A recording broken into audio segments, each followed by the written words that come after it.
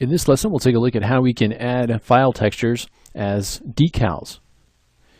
So we took a look at how we could add a file texture, but let's take a look at adding one in a slightly different way.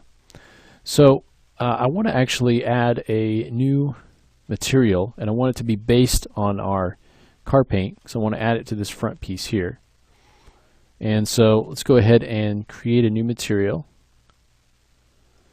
We'll duplicate that, and we'll call this something like front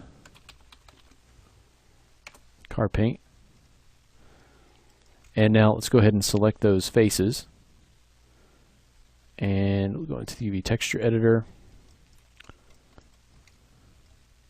And let's now select those, just as we did before. And we'll add our new car paint. Let's modify the color. Yes, we don't need to, because we did duplicate it. We don't need to do that. And so what we want to do now is add another file texture to the color. But before we do that, we need to change how Maya treats our textures. So to do that, we're going to go to, we want to go to Create 2D Textures, and all the way at the bottom, you'll see this 2D Normal, 2D Projections, 2D Stencil. We want to change it from 2D Normal, which is what we have now, to a 2D projection. So now any of those textures that we create are going to be created as a 2D projection, which we'll see the difference in a minute. So in our color, in our base color, let's go ahead and open up a file texture. And let's add, we go to our File tab, we'll have the ability to select the file. Let's add our logo large, which is just this logo here.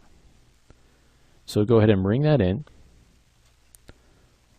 And let's see what, if anything, has happened. Okay, now you can see something's going on there. So if we were to actually zoom in on that and see what's going on here, let's actually render that up. You can see that that logo is being repeated all across the surface. Okay, so let's go in and fix that. So if we map this out, you can see that we have now our traditional 2D placement node, but now we also have a projection and a placement 3D or place 3D node. So here in our place 2D node, we'll turn off wrap U and wrap V. Okay, so it's not wrapping around anymore. You can see, since we've turned that off, it's not really showing up at all. So we need to actually tell Maya where we want to place this. And to do that, we're going to access our Place 3D texture node. So we've got that selected. That's actually something that we can move around in our scene. So you can see here it's located at the origin. So I'm going to go ahead and bring it up, bring it over. Okay. And let's go ahead and bring it forward a little bit. We'll turn on default rendering here. And so you can see that it's actually this little sort of square shape, and I can scale it up and down. I can move it over in space. And so what we want to do is point it where we want the texture to be. So you can see the little pointer right there. We want that to be pointing where we want to actually stick this texture. So I'm going to go ahead and bring it over in front of this guy here. Let's move it out a little bit, and then let's do a quick render.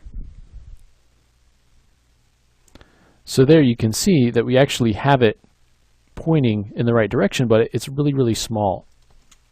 So I'll just scale this up, and let's just scale it up this way. Okay. And then we can check that. And the placement depends on you. You can place it in different ways, but I want it to be something like that. I want it to be a little bit bigger, but I want to have the division. I want the triangle to start kind of where it starts to angle back. I think that's a little bit too big. So scale it down a little bit. Okay. Now, right now you can see that the red is working where that texture is, but in other areas it's not. So let's go ahead and jump into our Hypershade. And let's open up our file texture. Okay, and we'll jump down to some of these settings in here.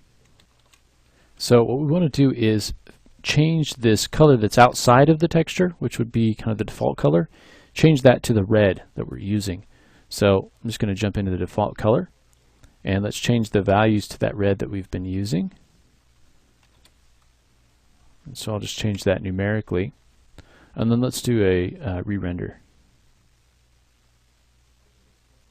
And so now that red carries on to the rest of the model. And if you want to kind of resize that logo to fit your needs, if it's a little bit too small, we can come in and scale it up just a little bit. Maybe scale it up a little bit that way.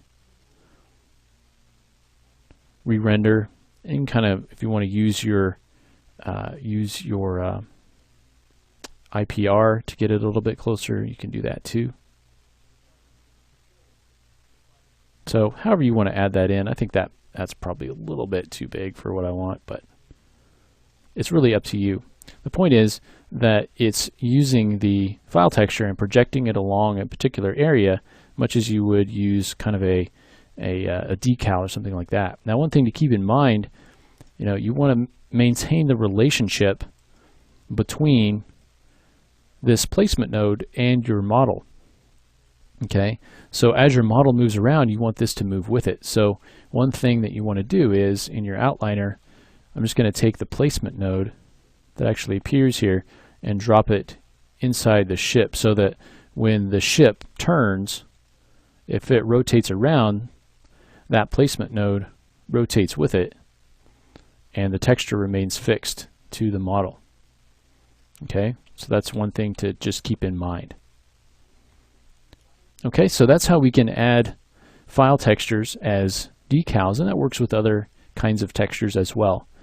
In the next lesson, let's take a look at using Substance to actually create different kinds of texture type effects, and this is going to kind of blur the boundaries between what we consider procedural and a painted texture, or at least get us a good starting point.